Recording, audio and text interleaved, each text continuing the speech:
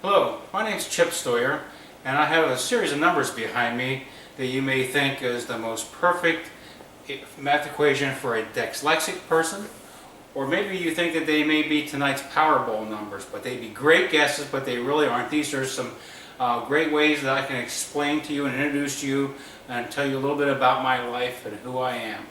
So let's take a look at each number individually and see how these numbers relate to my life. Let's start with the first number, 53.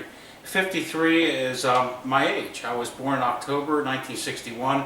I was born and raised in Harrisburg, Pennsylvania, in a little town just outside of Harrisburg called Enola. And it's such a small town that Enola is actually the word alone spelled backwards. So I'm married, and I currently live in Panama City, Florida. Let's move on to the next number, 7.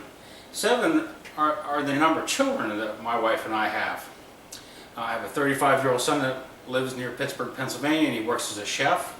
A 32-year-old daughter that's been working for the same mom and pop Greek restaurant since she was 15 years old. I think either she's part owner, but she's definitely the manager there.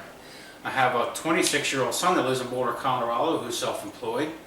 I have a 25-year-old daughter who is graduated from the University of Pittsburgh, and she's right now working full-time raising her children, but has graduated as a business administrative degree with a marketing major. I have a 23-year-old daughter who just became a school teacher full-time this year and in Harrisburg, Pennsylvania, and I have a 22-year-old daughter who is just finishing her senior year and student teaching and will become a teacher in the fall of this year. And then I have an 11-year-old daughter that lives at home with us here in Panama City, Florida. The next 7 is our grandchildren, the loves of our lives, the great kids that you get to give back. Grandchildren are just awesome, and we love every one of them. I have 2 grandkids, a granddaughter and grandson that live in Pittsburgh, and I have 4 grandsons that live in the Harrisburg area. And unfortunately, about a year and a half ago, we lost one grandson, and he lives in heaven now. Let's go to the last number, the number 35. 35 are the number of years I have of federal service. On June 26, 1980, I enlisted in the United States Air Force, and I did 4 years active duty at Cocoa Beach, Florida, at Patrick Air Force Base.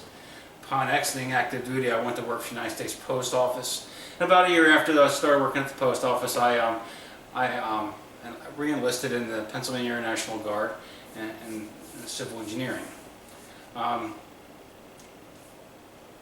Over the years, I continued both careers, and in 2002 I had an opportunity to go back on active duty to support the war efforts operationally, and I did that on and off for several years until 2009, and then I was hired to work a special program for the Air National Guard called Innovative Readiness Training. And anybody that's been in the military understands that the business of the military is about killing people and breaking things, but this was really a program about Americans helping Americans. It was civil engineering outreaching projects and medical outreach projects in underserved and poor rural neighborhoods. We did a lot of great work and traveled all over the country. It was just a really great 3 years, rewarding part of my career. And in 2011, then I was hired at the Air National Guard Readiness Center to work at headquarters. And I did that for 3 years, and then just last year, in May 2014, I was hired at 1st Air Force in Panama City, Florida, here at Stoyer Air Force Base, and promoted to the rank of Senior Master Sergeant, and I'm the Civil Engineer Operations Manager for the 1st Air Force, which is the combat numbered Air Force that supports and defends the homeland of the United States. Okay, now that brings us to our last number, and really, it's not a number.